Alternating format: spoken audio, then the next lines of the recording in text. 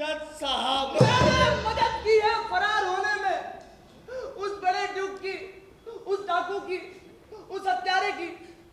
भाइयों, इंसाफ के नाम पर मैं मांग करता हूं कि खुली अदालत में मुझ पर मुकदमा चलाया जाए और सख्त से सख्त सजा दी जाए। कौन है? गांव का मुंशी।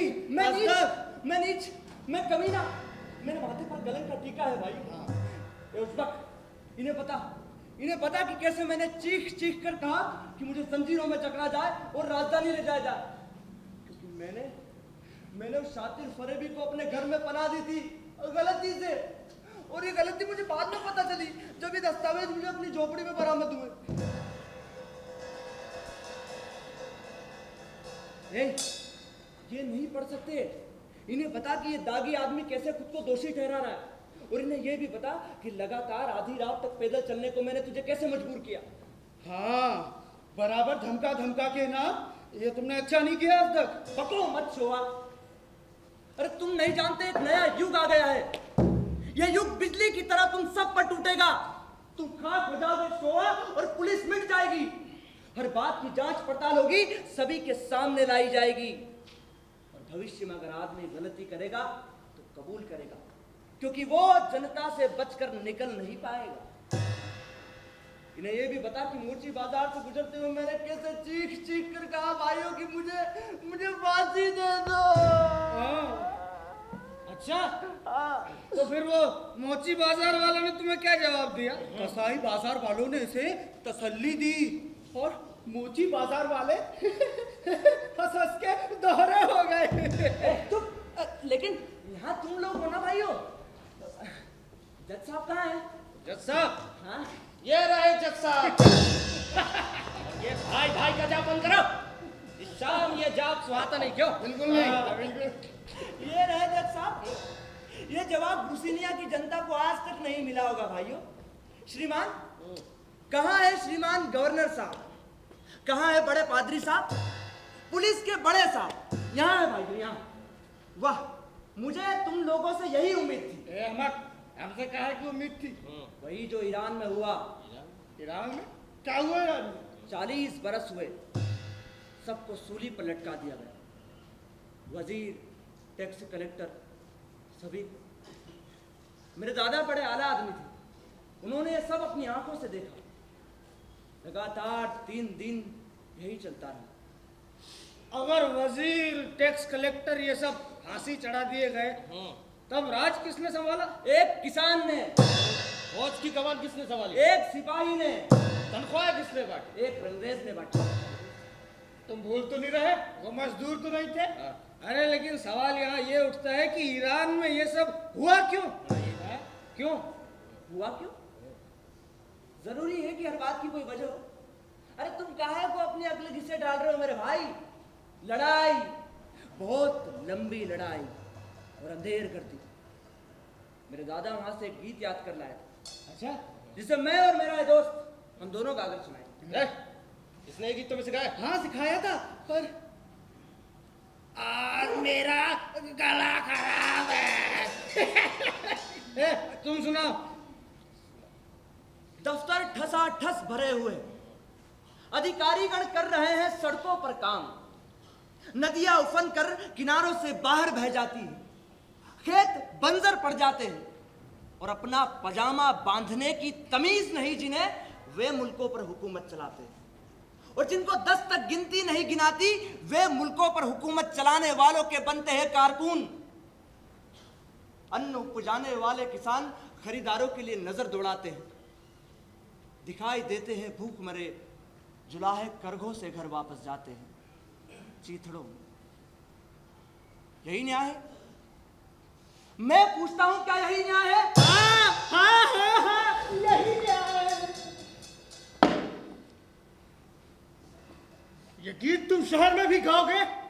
जरूर, क्या बुराई है उसमें? देख रहे हो, आसमान लाल हो रहा है। हाँ, लाल हो रहा है। ये आग शहर के बाहरी हिस्सों की है। आज सुबह जब राजकुमार काजवेकी ने गवर्नर अवश्ली का सर कटवाया, तभी से मजदूरों, कारीगरों को बीमारी ने पकड़ लिया है, और सुबह ही उन्होंने शहर के जज को यहाँ लटका दिया।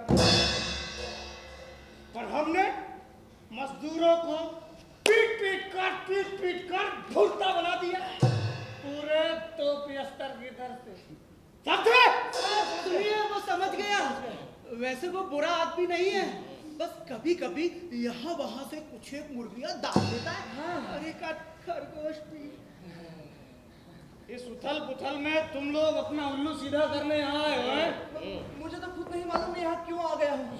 तुम उन हरामखोर कालीन मजदूर कारीगरों के साथ हो। नहीं नहीं नहीं, नहीं, तुम्हारा वो गीत जो तुमने अभी गाया, अरे वो मेरे दादा का था। अरे बुड्ढा निहायत ही बेवकूफ और एक नंबर का जाहिल।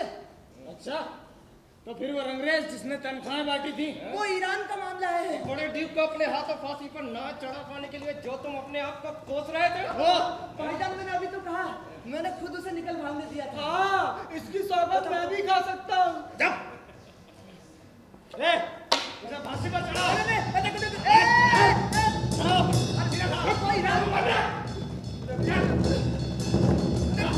वो ईरान का मामला है भाइयों, ईरान का मामला है। गिनती पर कुर्सी।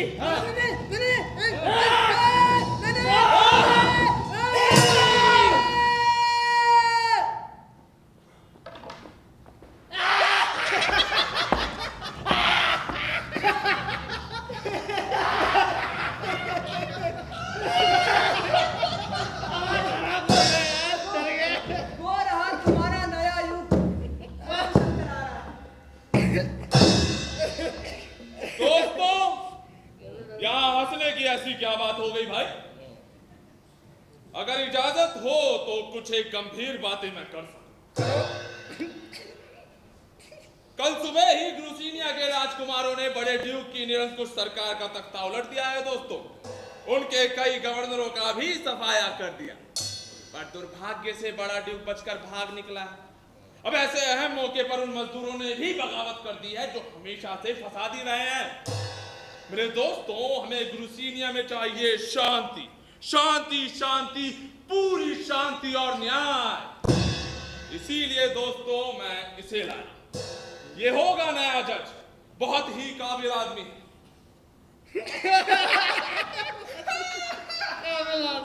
मेरा मतलब है दोस्तों, जनता खुद ही फैसला करे। इसका मतलब है कि जज का चुनाव हम लोग करें? बेशक, जनता ने एक काबिल आदमी को प्रस्तावित किया। तुम लोग सलाह मशवरा कर सकते हो। हम परेशान क्यों होता है लूमड़? तेरी ये नौकरी पक्की है। बस एक बार बड़ा ड्यूक पकड़ में आ जाए, उसके बाद हमें इन गधों के पिछवाड़े से लाने की जरूरत नहीं। इनकी हालत पतली इसलिए है कि बड़े ड्यूक अभी तक पकड़ में नहीं आ पाए हैं। और इसके लिए तो इस मुंशी को शाबाशी मिलनी चाहिए। पूछो क्यों? क्यों? अरे क्योंकि इसने अपनी नादानी में उन्हें भाग निकलने दिया। अब साला ऊंट किस करवट बैठेगा, ये घन चक्कर अभी इसी चक्कर में है। इसीलिए तो मेरे प्यारे दोस्तों, जनता खुद ही फैसला करे, ऐसी रट लगाए हुए। और तो और अब तो ऐसे लोग भी ग्रुसिनिया में इंसाफ का राज चाहते हैं। ये सब तमाशा है और हम तमाशबीन चलना तो जब तक चलता है। मैं क्या कहता हूँ, ये मुंशी से पूछते हैं। ये मुंशी साला इंसाफ की जड़ पूंछ आगा पीछा दाया बाया सब जानता है। ए मुंशी, कन्नड़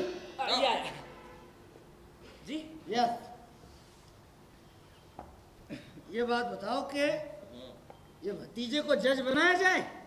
क्या कहते हो? अरे भतीजे को जज बनाया जाए, तुम्हारी क्या राय है? तुम मुझसे पूछ रहे हो, मैं मानता ही नहीं तुम मुझसे झूठ मूठ पूछ रहे हो। अरे मजाक ही सही, बताओ।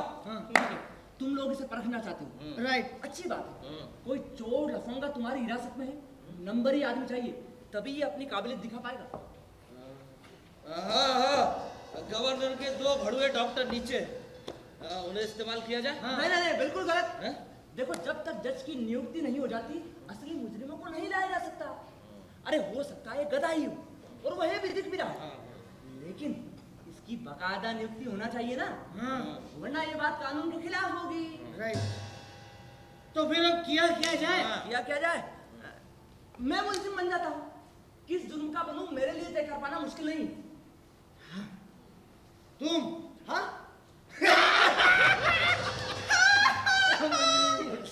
दोस्तों, तुम लोगों ने कुछ तय किया?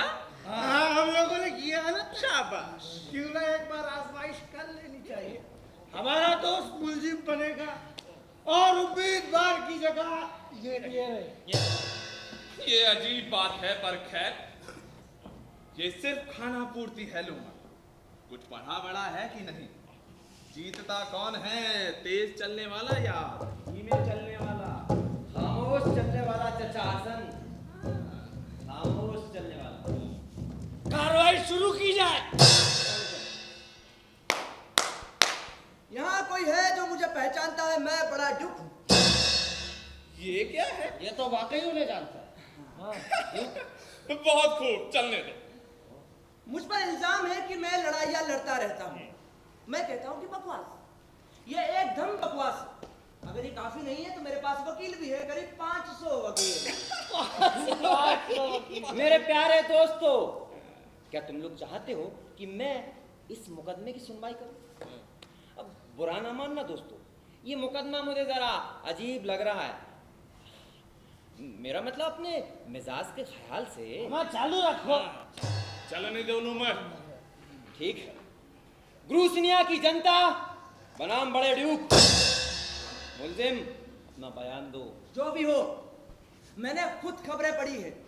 लड़ाई में हार हुई थी और जब लड़ाई शुरू हुई तो मैंने राय ली थी चचा काजबे की जैसे देशभक्तों की। मैं चाहता हूं कि चचा काजबे की को गवाही के लिए बुलाया जाए। बहुत ही मजेदार आदमी है। प्रस्ताव नामंजूर किया जाता, क्यों? क्योंकि लड़ाई छेड़ने के लिए तुम पर इल्जाम नहीं लगाया जा सकता। क्योंकि हर राजा को अपनी जिंदगी में कभी ना कभी लड़ाई छेड़ना पड़ती, लेकिन तुमने लड़ाई का संचालन ठीक तरह से नहीं किया, ये इल्जाम बनता है तुम। बकवास! संचालन मैंने खुद कतई नहीं किया, राजकुमारों ने किया था भाइयों, और उन्हीं ने सब गुड़गोबर किया है। तो तुम ये इनकार करते हो कि तुम सेनापति नहीं थे? ऐसा तो मैंने नहीं कहा। मैं बराबर सेनापति रहा हूं। जन्म लेते ही मैं धाय मां पर सीखा, फिर कायदे से मैंने हगने की तालीम ली, हुक्म चलाने की आदत सीखी। अफसर हमेशा मेरे ही हुक्म पर मेरा खजाना लूटते थे। मेरे ही हुक्म पर अफसर हमेशा सिपाहियों की खाले उधड़वाते थे, और मेरे ही हुक्म पर जमींदार किसानों की बीवियों के साथ सोते थे। और ये चचा काजबेकी ने मेरे ही कहने पर अपनी तोन बढ़ाई। इसे जवाब दो लूमड़, मैं तुम्हारे साथ हूँ। ड्यूक, चचा आज मैं जवाब दूंगा, लेकिन कानून की इज्जत रखते हुए। मुल्जिम, तुम भी कानून की इज्जत का ख्याल मुझे रखो। मंजूर है। मैं भी तुम्हें हुक्म देता हूं कि कार्यवाही जारी रखी जाए। मुझे हुक्म देना तुम्हारा काम नहीं है। हाँ, तुम्हारा दावा है कि राजकुमारों ने तुम्हें लड़ाई के लिए मजबूर किया, तब ये दावा कहाँ ठहरता है कि उन्होंने ही सब गुड़गोबर किया? उन्होंने पूरी फौज नहीं भेजी, रुपयों का गबन किया। वे बीमार घोड़े लाए और हमले के वक्त नशे में धुत रंडियों के कोठे पर पाए गए। मैं कहता हूं कि चचा काजबेकी को गवाही के लिए बुलाया जाए। तो ये भयंकर इल्जाम तुम लगाते हो कि देश के राजकुमार लड़े ही नहीं? राजकुमार लड़े, लेकिन राजकुमार फौजी ठेकों के लिए लड़े भाइयों। बस, अब बहुत हो गया। ये आदमी कारीगर मजदूरों की तरह बात करता है। इसे ले जाओ, फांसी दो इसे। तुम चालू रखो। खामोश! इसके गले में फंदा डाला जाए, इसे फांसी पर चढ़ाया जाए, लड़ाई हारने के जुर्म में। दोस्तों, ले जाओ उसे, ले जाओ, ले जाओ, नौजवान, ले जाओ उसे। नौजवान, मैं तुम्हें गंभीरता से एक राय देता हूं कि कुत्ता अगर भेड़िए की तरह गुर्रा है तो किसी काम का नहीं रहता। इसे फांसी दो। और जनता ये जान गई है कि बड़े ड्यूक भी राजकुमारों की जबान में बोलने लगे तो वे राजकुमारों और बड़े ड्यूक को सभी को फांसी दे सकती है। इसे फांसी दो लूमड़। खैर, फैसला रद्द। वजह लड़ाई में हार हुई, लेकिन राजकुमारों की नहीं। राजकुमारों ने अपनी लड़ाई जीत ली।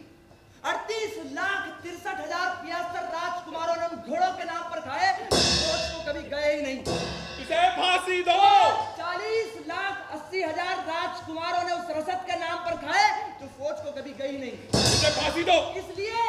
इसलिए राजकुमारों की तो जीत हुई भाइयों, लेकिन ये लड़ाई हारी है रूसिनिया की जनता ने, जो आज इस वक्त इस अदालत में मौजूद ही नहीं। बहुत हो गई। जेल के पंछी, तुम अब जा सकते हो। दोस्तों, ग्लूसिनिया की जनता के सामने नए जज की नियुक्ति का फैसला तुम अब ले सकते हो। जल्दी जल्दी लो दोस्तों, नए जज की नियुक्ति का जज का लवा उतारो। लगा जाओ। चलो जाओ, चलो। अरे तुम निकले यहाँ से, चलो, चलो जाओ। क्या? हटा है कि नहीं?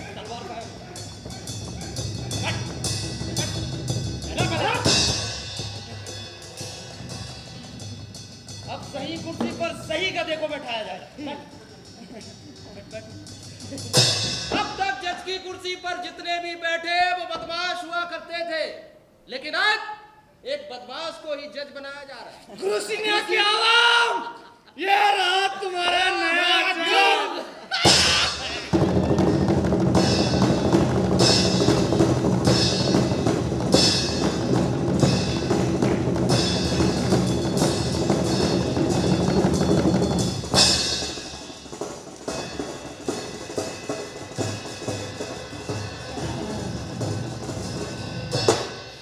आओ शोभा, आओ, बाहर आ जाओ।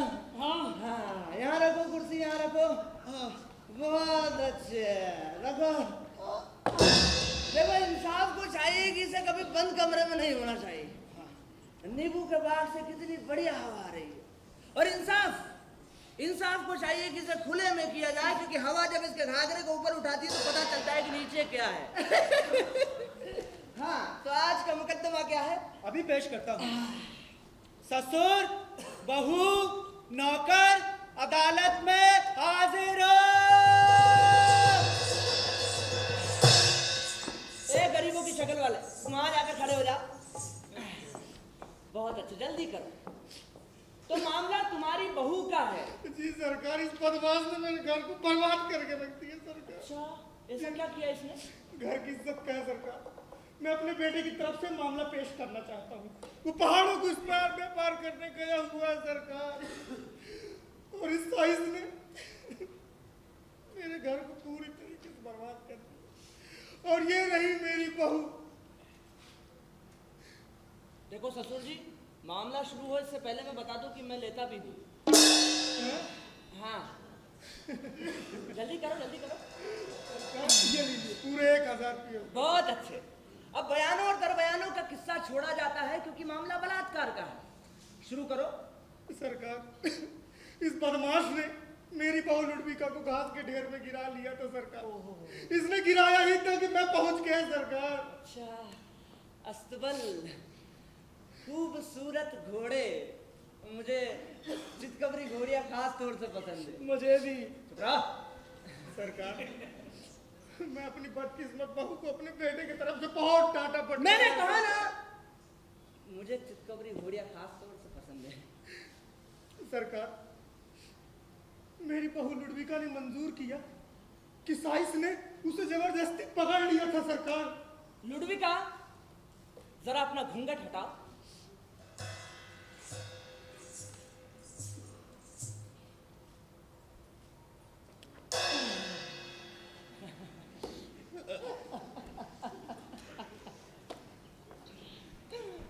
अदालत को तुम पसंद आए लुडविका। मुझे भी। अब बता दे सब कैसे हुआ?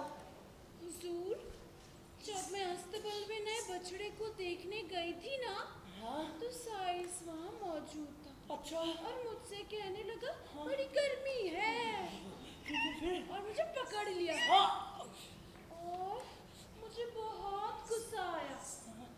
और फिर ना, जब मैं इसके पापी इरादों को समझ पाती, सब हो गया। और ससुर जी वहाँ गलती से पहुँचे, और फिर गलती से ही इनका पैर मेरे ऊपर आ गया। अच्छा, गलती से।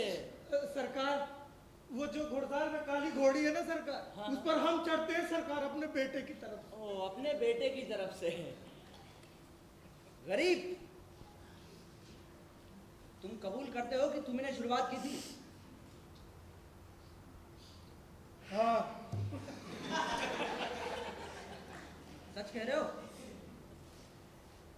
लुडविका, तुम्हें मीठी चीजें खाना पसंद है? बहुत ज्यादा। और देर तक टब में बैठकर नहाना? आधा पौना घंटा, वो भी ठंडे पानी से। बहुत अच्छे। सरकारी वकील, अपना छुरा जमीन पर डाल दो। जल्दी करो। प्यारी लुडविका, जाओ और जाकर वो छुरा उठा ला।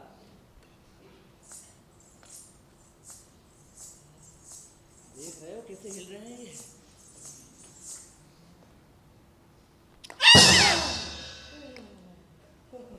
मामला सिद्ध हुआ लुडविका। खूब खाना, खास तौर से मीठी चीजें, और देर तक टब में बैठकर नहाना, जिससे जो चमड़ी पर चिकनापन आता है ना, उसी से तुमने इस गरीब का बलात्कार किया है। तुम क्या समझ रही थी ये कुल्हे मटकाने से अदालत तुम्हें छोड़ देगी? ये मामला एक खतरनाक हथियार से जानबूझकर हमला करने का है, और तुम्हें अदालत ये हुक्म देती है कि वो चितकवरी घोड़ी तुम अदालत के हवाले करो जिस पर तुम अपने बेटे की तरफ से चढ़ना पसंद करते हो, ठीक है? और लुढ़विका, तुम मेरे साथ अस्तबल में चलो। देखो, जहाँ घटना हुई थी उसका मुआयना भी करना पड़ेगा ना। आओ।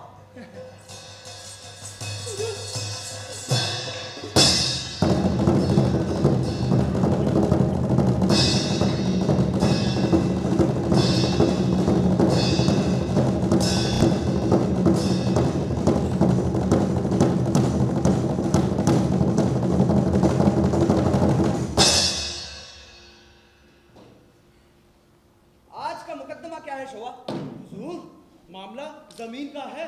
एक बुढ़िया ने किसान की जमीन को हड़प लिया है। एक बुढ़िया ने हाँ जमींदारों की जमीन को? हाँ। बुलाओ। अभी। मुल्जिम फरियादी दोनों अदालत में हाजिर हो। जनाब, ये मैं क्या सुन रहा हूँ बूढ़ी माँ? हुजूर, मेरे पति मेरे लिए एक खेत का टुकड़ा और थोड़ी सी जमीन छोड़कर गए थे, और कुछ दिन पहले इन लोगों ने धोखे से मुझसे दस्तखत करवाए और सारी की सारी जमीन हड़प ली। हुजूर, मैं सड़क पर आ गई। हुजूर, मेरे पास रहने के लिए कुछ भी नहीं बचा। क्या ये बुढ़िया सही कह रही है? जनाब, बुढ़िया झूठ बोल रही है। ये बुढ़िया झूठ बोल रही है। वो जमीन भी हमारी है और खेत भी हमारे हैं। बिल्कुल। मैं कैसे मान लूं? इन्हें पूरा मामला बताओ। जनाब, पूरा मामला मैं आपको बताता हूँ। करीब 2 साल पहले ये बुढ़िया और इसका पति हमारे यहाँ मजदूरी के लिए आए, और इन दोनों पर तरस खाकर हमने अपनी जमीन पर इन्हें काम पे रख लिया, और वहीं पास की जमीन रहने के लिए भी दे दी जनाब। पर देखते ही देखते इस बुढ़िया और इसके पति ने जमीन पर कब्जा कर लिया। ये जमीन के कागजात हैं। रुको!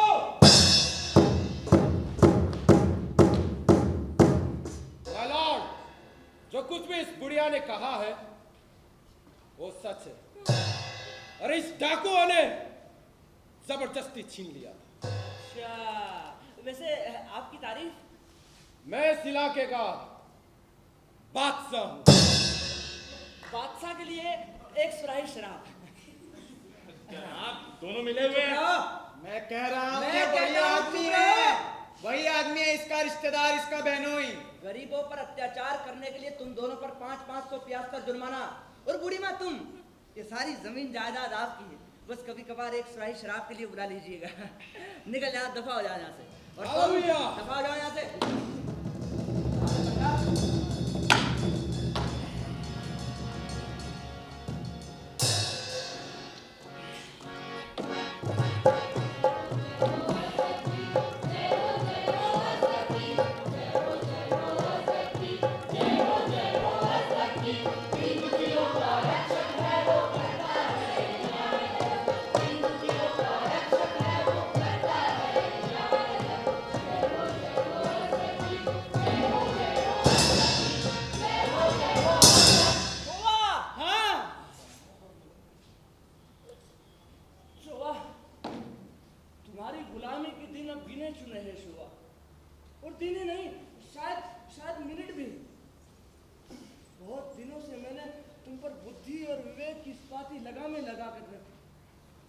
जिससे तुम्हारा ये गंदा सा मुंह लहूलुहान हो गया। विचार भरी बहसों के कोड़े तुम पर बरसाए और तर्कों से तुम्हारे साथ बदसलूकी की। लेकिन ये उलझनों और हलचलों वाला युग अब बीत रहा है शोभा, अब बीत रहा है। लेकिन वो महान युग अभी तक आया नहीं है। वो किताब लेकर आओ जिस पर मैं बैठना पसंद करता हूँ, जल्दी। ये लीजिए हुजूर। ये देश के कानूनों की किताब है। तुम इस बात की गवाही दे सकते हो कि मैंने इसका हमेशा इस्तेमाल किया है। हाँ, कुर्सी पर रखकर बैठने के लिए। अब जरा इसमें ये तो देख लूं कि वे कानूनन मेरे साथ क्या कर सकते हैं, क्योंकि मैंने गरीबों को हमेशा छोड़ा है शोभा, और इसकी बहुत बड़ी कीमत मुझे चुकानी पड़ेगी। और मैं कहीं छिप भी नहीं सकता, क्योंकि सारी दुनिया मुझे जानती है। हुजूर, कोई आ रहा है। शालवा, ये का आदमी है। हुक्म का गुलाम महारानी, जो आपकी हर सेवा में हाजिर है।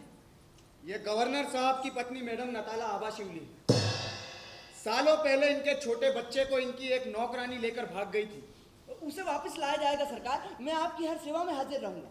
वो नौकरानी इन मैडम के बच्चे को अपना बच्चा बताते फिर रही है। उसका सर कलम कर दिया जाएगा सरकार, मैं आपकी हर सेवा में हाजिर रहूंगा। Very good.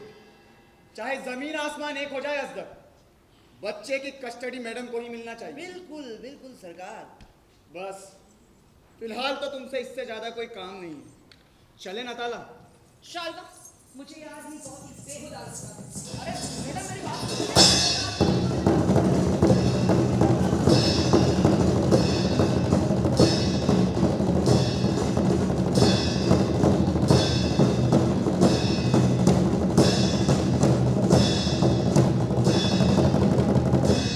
तू बहुत समझदार है, अपना ध्यान खुद ही रख लेगा। तुम खुशनसीब हो ग्रुशा, ये असली जज नहीं, ये तो अजदक है, पक्का शराबी और गुड़मगज। बड़े से बड़े चोर इसने रिहा किए, ये सारी बातों का मिला जुला कर घोटाला कर देता है। बड़े लोग घूस में बड़ी रकम नहीं देते, इसलिए अपने जैसे लोग कभी कभी छूट जाते हैं। आगे जरा साथ दे दे, बस इतना ही चाहिए। मैं दुआ मांग लेती हूँ, इशू करे जज नशे में हो। हाँ, पर मेरी समझ में एक बात नहीं आता, इतनी मुसीबतों के बावजूद तुम इस बच्चे को क्यों पालना चाहते हैं? एक तो ये तुम्हारा नहीं है, ऊपर से जमाना ये लगा हुआ है। वो मेरा है, मैंने पाला है उसे। तुमने कभी सोचा नहीं, अगर वो आ गई तो क्या होगा? शुरू में सोचा था कि वापस दे दूंगी, लेकिन वो आई ही नहीं। मंगनी के कम्बल से कहीं सर्दी जाती है क्या? पर तुम इतनी अच्छी हो कि मैं तुम्हारे लिए कसम खाकर कह दूंगी, जब बलवा शुरू हुआ था गुरुवार की शाम को, तब तुम इसे लेने आई। पर साइमन के साथ तुमने बड़ी जाती, मैंने बात की थी उसकी समझ में कुछ नहीं आता। वो नहीं समझना चाहता तो ना समझे, मैं उसे लेकर अभी परेशान नहीं होना चाहती। ये बात तो वो भी जान गया है गुरुशा कि ये बच्चा तुम्हारा नहीं है, और तुमने शादी कर ली है। ये उसकी समझ में नहीं आता। मैं किसी से सिर्फ ये कहना चाहता हूँ कि मैं कसम खाने के लिए तैयार हूँ कि मैं इस बच्चे का बाप। ठीक, साथ ही ये भी कह दूँ कि इससे न कहीं मैं बंध जाता हूँ, न ही तुम। ये बात ही बेकार है साइमन, ये शादीशुदा है। ये इसका मामला है, बार बार कुरेदने से मतलब। ठीक, जज कहाँ है? कहाँ है जज? बताया गया। मुझे छुपा लो, मुझे नूखा वापस ही नहीं आना चाहिए था। ये तो वही हथियारबंद है जिसे मैंने मारा था। लगता है वो गायब हो गया। चल आजा। ये तो वही है। छोटा, क्या हुआ? तुम जानते हो उसे? नहीं। ये वही है जिस पर आबा शबली के बेटे को चुराने का इल्जाम है। अगर इसके बारे में तुम कुछ भी जानते हो तो तुम्हारी जेबें भर सकती है। अबे नहीं बताया रे, जा बाहर में। चल जल्दी आ। इसने तो पहचानने से इनकार कर दिया, नहीं तो इसे बताना पड़ता कि बच्चे का पीछा कर रहा था। हाँ, मैं तो भूल ही गई थी कि मैंने बच्चे को बचाया था इससे। ओह जीसस, यहाँ तो उन आम लोगों से पिंड छूटा, मुझे उनकी बू बर्दाश्त नहीं होती। शालवा फौरन सिरदर्द होने लगता है। देखिए मैडम, जब तक अजदक की जगह कोई नया जज नहीं आ जाता है, तब तक आप जो भी बोलें उसके बारे में थोड़ा सतर्क रहिएगा। पर मैंने ऐसा क्या कहा? ये जनता के सीधे साधे लोग हैं और मैं इन्हें बेहद प्यार करती हूँ। सिर्फ इनकी बू मुझे बर्दाश्त नहीं होती। मैडम, यहाँ देखने वाले भी ज्यादा नहीं है, सबके सब अपने घरों में दुबके बैठे हैं। शहर के बाहर हिस्से में मारकाट जो चल रही है। क्या यही है बताया? मैडम नताला, मैं अनुरोध करता हूँ कि जब तक बड़ा ड्यूक नए जज की नियुक्ति नहीं कर देता है, कम से कम तब तक आप ऐसे कोई भी आपत्तिजनक शब्द मुंह से ना निकालें और हमें ये पता नहीं चल जाता कि हमारा पिंड इस जज से छूट गया। क्योंकि सही बताऊं मैडम, मैंने तो आज तक इतना टुच्चा जज कभी नहीं देखा है। पर अब समय नहीं है, सब कुछ सही होने जा रहा है मैडम। अगर इन्हें अजदक का डर ना होता ना तो तेरे सर के सारे बाल नोच डालते। ये रहा इंसाफ का बंडल। ये तो साला भाग रहा मुझे है। तो इससे उसी वक्त चिढ़ हो गई थी जब मैंने इसे पहली बार देखा था। मैडम मैं भी नहीं देख सकता, चीथड़ा दे दो कोई मुझे। क्या है जो देखोगे? तुम्हें, तुम कुत्तों को नहीं देख सकता मैं। तुम्हें कोई दूसरा जूता चाटने को मिल गया है लगता है, या फिर एक दूसरे की गर्दनें नापना तुमने शुरू से शुरू कर दी है। ठहरो।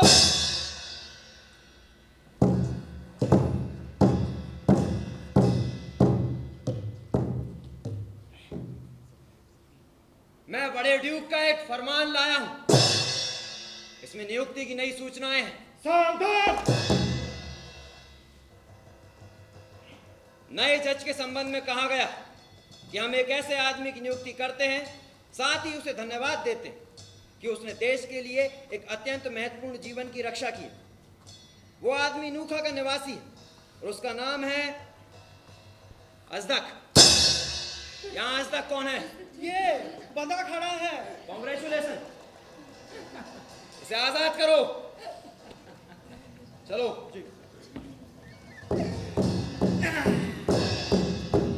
बहुत अच्छे। लाल शराब सबसे मीठी वाली। जल्दी दफा हो जाओ। हाँ, तो मामला शुरू हो इससे पहले मैं बता दूं कि मैं लेता हूं। जल्दी जल्दी जल्दी। हुजूर, एक कहावत मशहूर है कि ओस से कभी कुआं नहीं बढ़ता। श्रीमान, मुकदमा एकदम साफ है।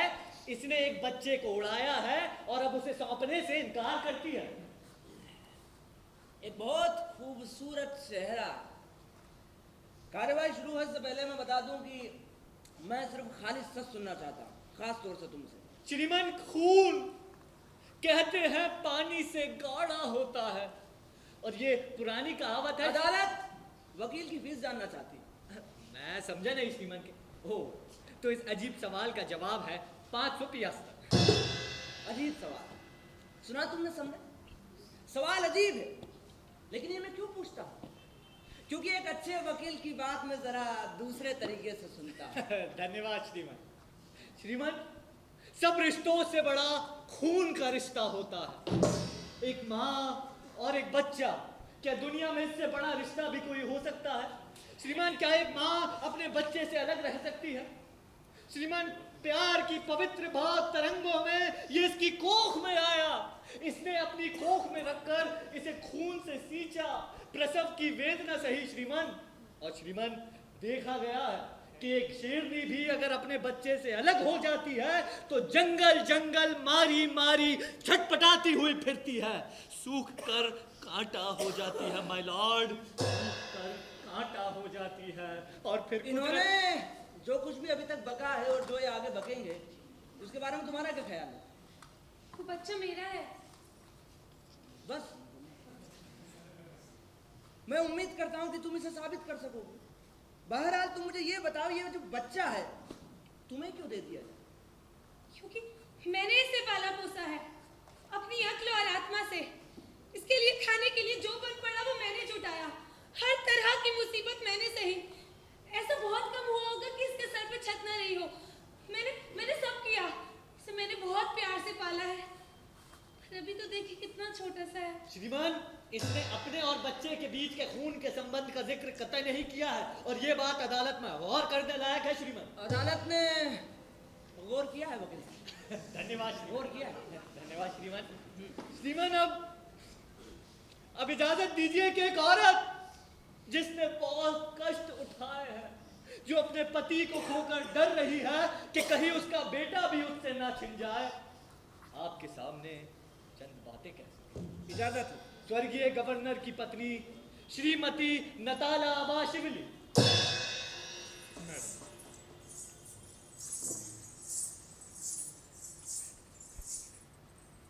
माय लॉर्ड, मेरी खोटी किस्मत मुझे मजबूर कर रही है कि मैं आपको अपने प्यारे बच्चे को लौटाने के लिए कहूँ। मैं आपसे कैसे बयां करूँ कि ये दुखी माँ की आत्मा कैसे कलपती है, कि उसके दिल पर क्या गुजरती है, कि वो रातें कैसे छटपटा हो जनाब, इस औरत के साथ जो बर्ताव किया जा रहा है वो खून खौला देने वाला है। इस औरत को अपने पति के महल में घुसने तक की इजाजत नहीं है जनाब। यहाँ तक कि रियासत की सारी आमदनी पर पाबंदी लगा दी गई है। जनाब, इसे बड़ी बेरहमी से ये बताया जाता है कि रियासत की सारी आमदनी इस बारिश के हक में कर दी गई है। जनाब, इस बच्चे के बगैर ये औरत कुछ नहीं कर सकती, यहाँ तक कि अपने वकीलों को फीस भी नहीं दे सकती ये औरत। जनाब, क्यों ना ये बात हम साफ साफ और अभी रखते कि सारा मामला गवर्नर की जायदाद का। वकील साहब, हमने तय किया था। वही तो हुआ।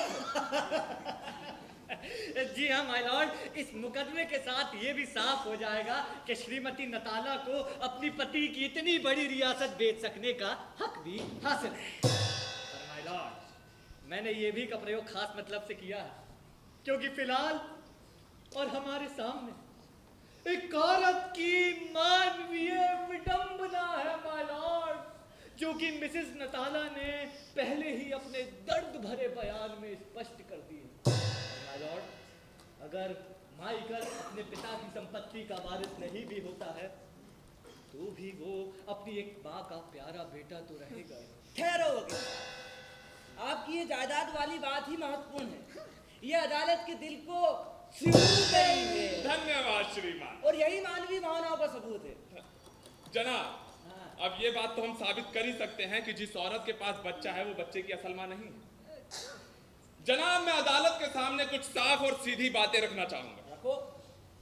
घटनाओं का दुर्भाग्यपूर्ण सिलसिला कुछ यूं बीता कि जिस रात अचानक मां नताला वाशुली को महल छोड़कर भागना पड़ा, उस रात दुर्भाग्य से बच्चा माइकल वहीं छूट गया।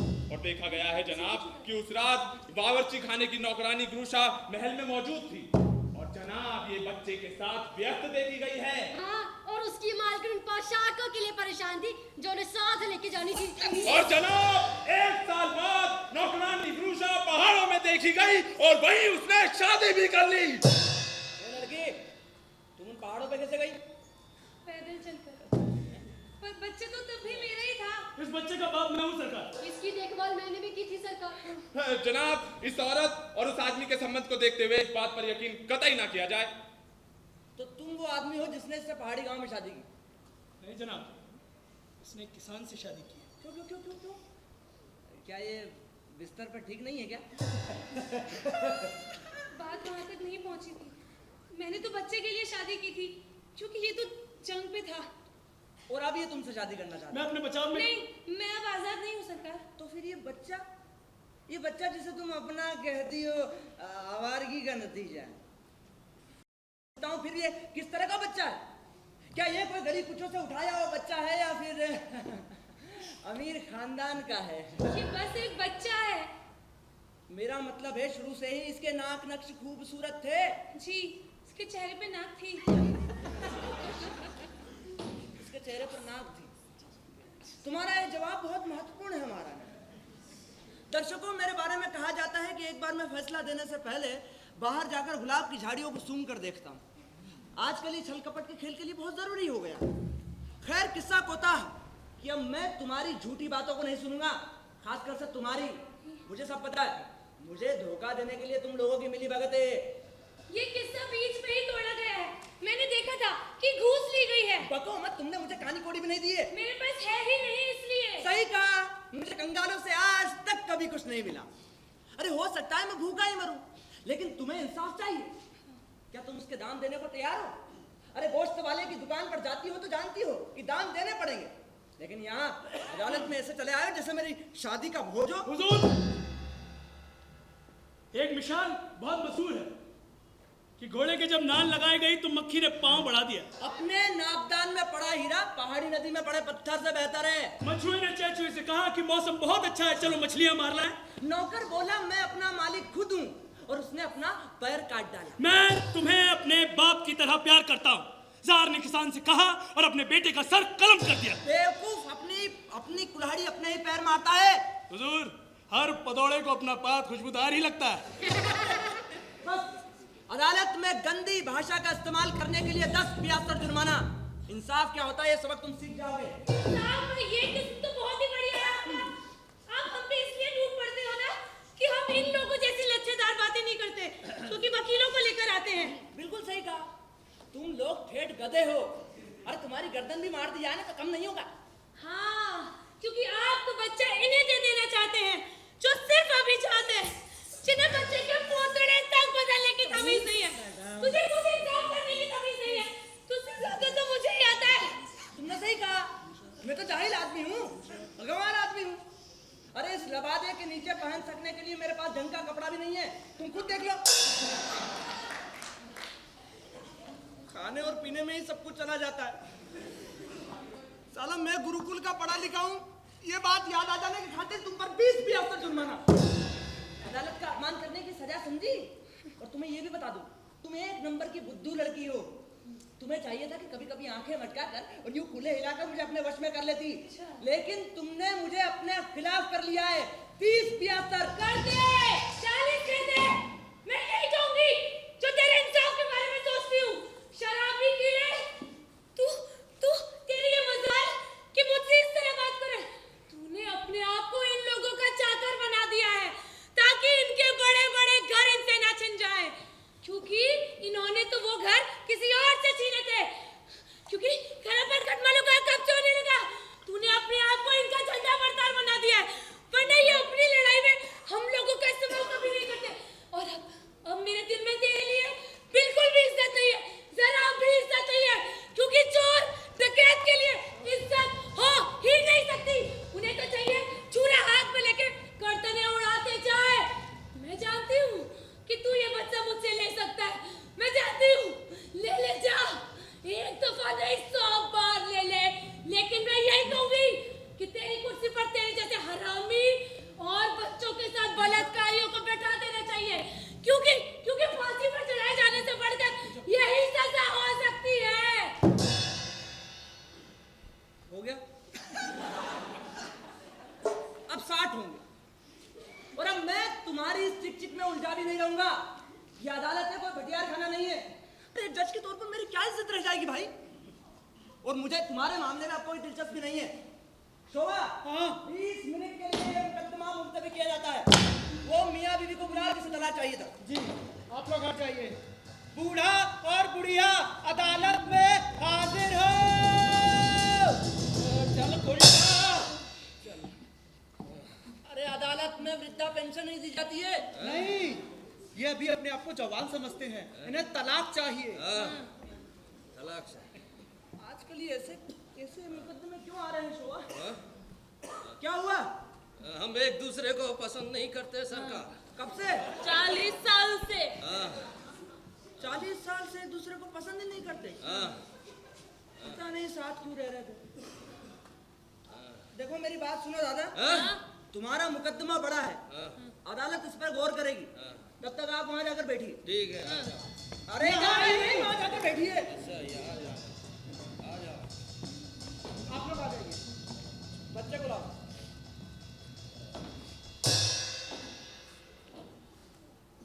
ए लड़की, इधर आ। देखो, मैंने महसूस किया है कि इंसाफ के नाम पर तुम्हारे दिल में कुछ नाजुक भावना है, लेकिन ये बच्चा तुम्हारा है मुझे नहीं लगता। अगर ये तुम्हारा ही होता तो भी क्या तुम नहीं चाहती कि इसके पास धनवान हो जाए, ये धनवान हो जाए? तुम्हें बस इतना भर कह देना है कि ये तुम्हारा नहीं है। बस इतना कहते ही इसके पास महल होगा, घुड़सार में सैकड़ों घोड़े होंगे और द्वार पर सैकड़ों भिखारी होंगे, सहन में सैकड़ों जरूरतमंद होंगे। बोलो,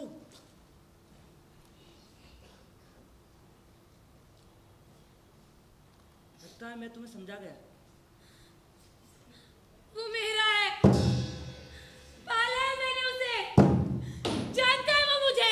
देखो तो सही, कैसे चिथड़े पहना कर लाई है मेरे माइकल को। नहीं, ये तो गलत है। मुझे समय नहीं दिया गया कि मैं इसे नए कपड़े पहना पाती। ऐसा लगता है जैसे सुअरों के पाड़े से आया हो। सुअर को आने वो खुद भी जानता है। कहाँ छोड़कर चली गई छोड़ो। मैडम आपको समझाया गया था। जनाब वादी का धीरज खोता जा रहा है। वादी और अपराधी, तुम दोनों के मामले को अदालत ने सुना, लेकिन ये तय नहीं कर पाई कि बच्चा किसका है। फिर भी एक जज के तौर पर मेरा ये फर्ज बनता है कि मैं बच्चे के लिए एक असली मां चुनूं। सो एक इम्तिहान हो। शोभा, खड़िया का एक टुकड़ा ला। जी। गोल घेरा बना दो।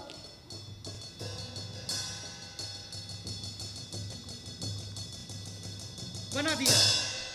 बहुत अच्छे। अब बच्चे को बीच में खड़ा करो।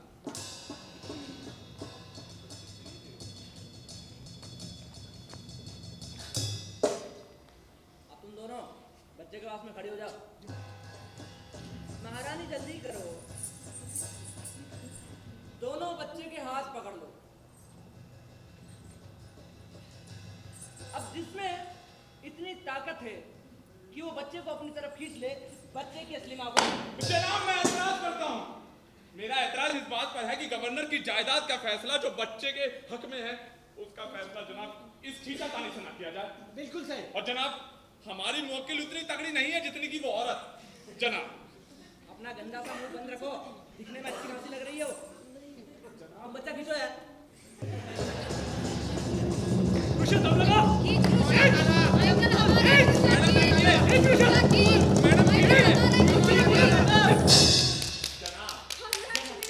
जनाब क्या कहा था?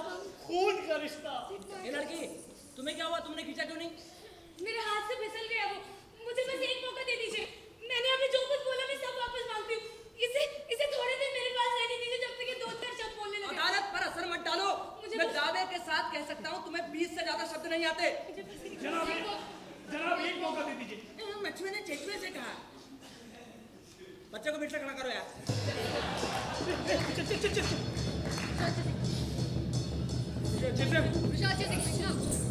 मैडम खींचिए।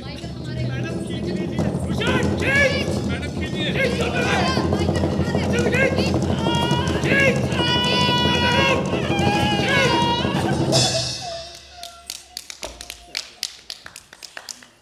मैंने उसे पाला है। मैं उसके टुकड़े टुकड़े होते नहीं देख सकती। मैंने पाला है उसे। ए, वो मियाँ बीवी को आगे करो। जी दादा दादा आपका नंबर आ गया।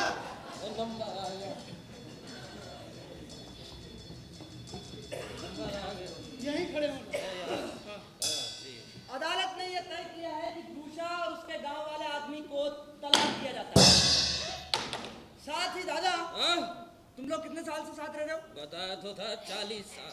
40 साल। तो 40 साल और साथ में रहो। अरे मैं सुनो, अगर 40 साल बाद तुम्हें तलाक चाहिएगा तो मैं तो यहीं बैठा हूँ ना। अब मैं ना रह पाऊँ इस औरत के अरे साथ। रह लो दादा, 40 साल की तो बात है। चलो। हाँ हाँ, आ जाओ यहाँ से।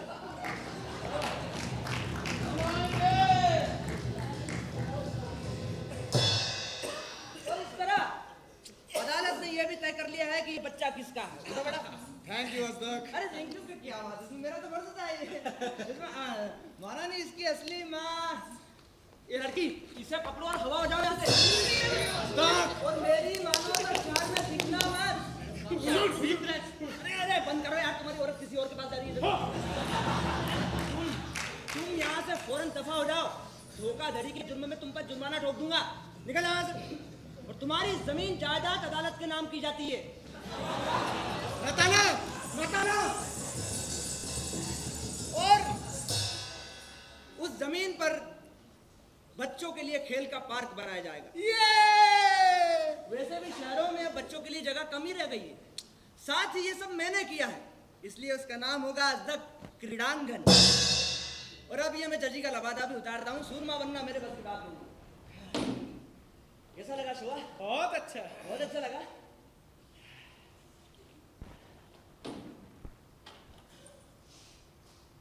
द्रुषा के 30 पियास्त्र मुझे इसकी जरूरत भी थी। ये बहुत काम आएंगे शोभा, बहुत काम आएंगे।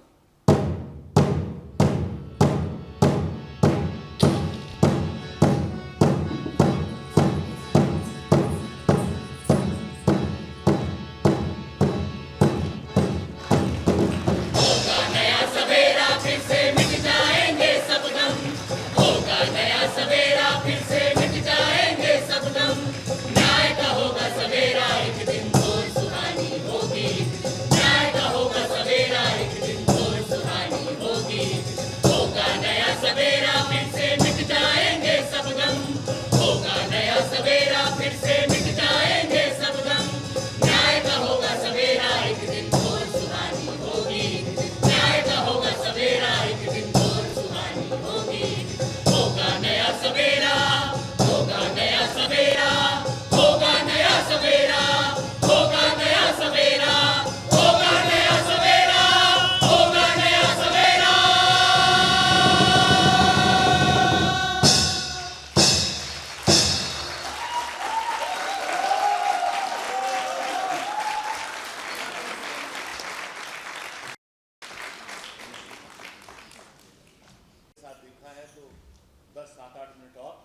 ताकि इन विद्यार्थियों के साथ आपका परिचय हो जाए।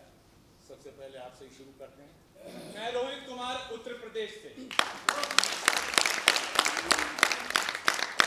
रक्षा कंवर भोपाल से। मन तिवारी गुना मध्य प्रदेश। अशोक रायदास उमरिया डिस्ट्रिक्ट मध्य प्रदेश। दीक्षा सेंगर इंदौर से। राजेंद्र कौशिक उज्जैन। शुभम भावसार इंदौर। घनश्याम सोनी होशंगाबाद से। नमस्ते, रुपेश लामा, नेपाल। सौम्या भारती पटना। अंजलि सिंह दिल्ली। विनय बाघेला शाजापुर मध्य प्रदेश। केतकी अशड़ा ग्वालियर। शिवानी पीपलीवाल दिल्ली। राहुल सिंह कुशवाहा भोपाल। आयुषी जीना दिल्ली। गोविंद परमार ग्वालियर से। मैं राजेश कुमार बीना मध्य प्रदेश। सत्यम छेत्री रीवा से। नेहा वर्मा बनारस। मनीष गौड़ा राजस्थान। संदीप बेड़ा उड़ीसा। चौहान सीधी। मयंक खन्ना सीहोर मध्य प्रदेश। प्रियम जैन सिलवानी मध्य प्रदेश। कमल पाराशर शाजापुर मध्य प्रदेश।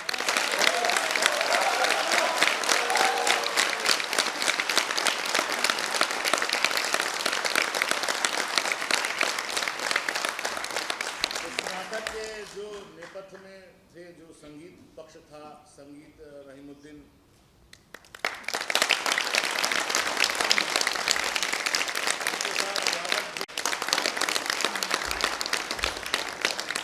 और भूमिका के मुख्य स्वर में गाना और कविता पाठ भोपाल की वरिष्ठ अभिनेत्री और गायिका महुआ चटर्जी।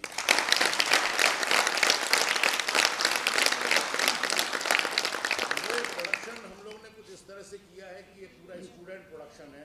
इसकी लाइटिंग भी स्टूडेंट ने की है, मेकअप भी, सेट भी, कॉस्ट्यूम भी, ये पूरी तरह से स्टूडेंट्स ने ही खुद से किया है। हमने किसी को बाहर से इनवाइट नहीं किया सिवाय म्यूजिक के लोगों के लिए, और सब कुछ विद्यालय के लोगों ने किया, क्योंकि वो ट्रेनिंग है। बाहर निकल कर हम हर जगह लाखों रुपया खर्च करके, हज़ारों रुपया खर्च करके एक्सपर्ट बुला के नाटक नहीं कर सकते बार बार।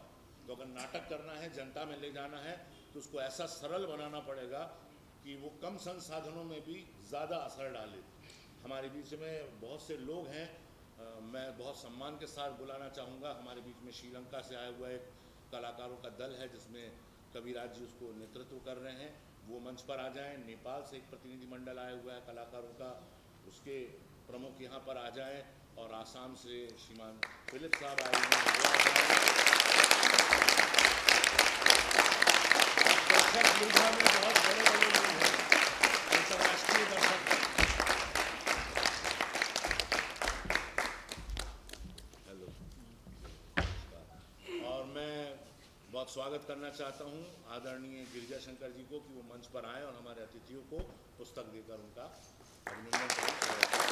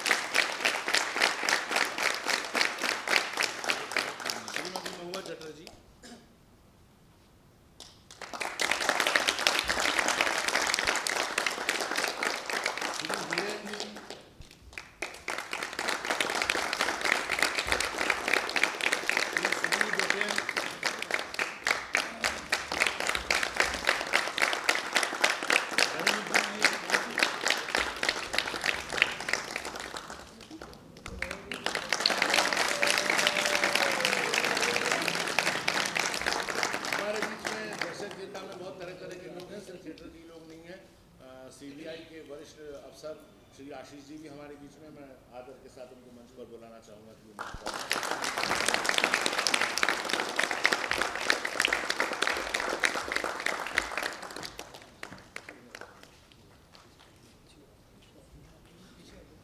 और ये पुस्तक मैं नाट्य विद्यालय की ओर से आदरणीय गिरिजा जी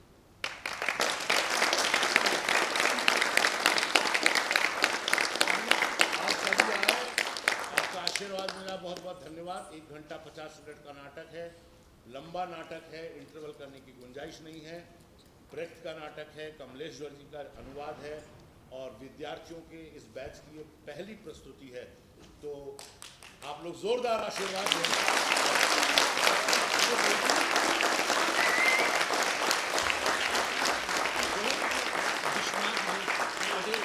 हमारे बीच में पूरा पूर्वाभ्यास का जो प्रभार संभाला और चलते शो में भी विंग्स में मौजूद होकर एक्टरों को पूरा दिशा निर्देश देकर संभाला था लोक नाट्य के विशेषज्ञ और हमारे विद्यालय के ही पूर्व स्नातक दमोह महलवाड़ा के विश्वनाथ पटेल जी।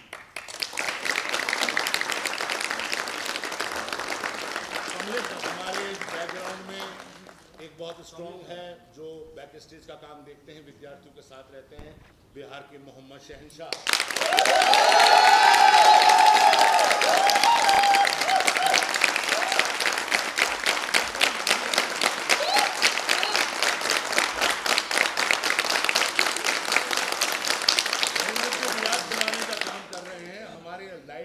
जो हमारे विद्यालय में परमानेंटली लाइट का काम देखते हैं, भारत भवन से रिटायर्ड हैं और बड़े ही वरिष्ठ लाइट विशेषज्ञ हैं, कमलेश जी। आइए Kamlesh ji.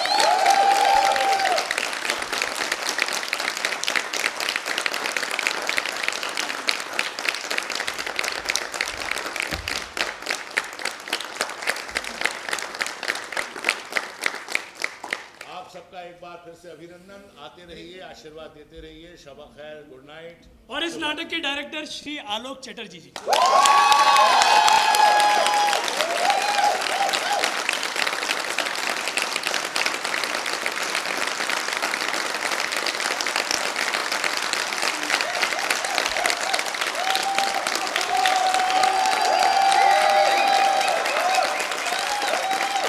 How's it going?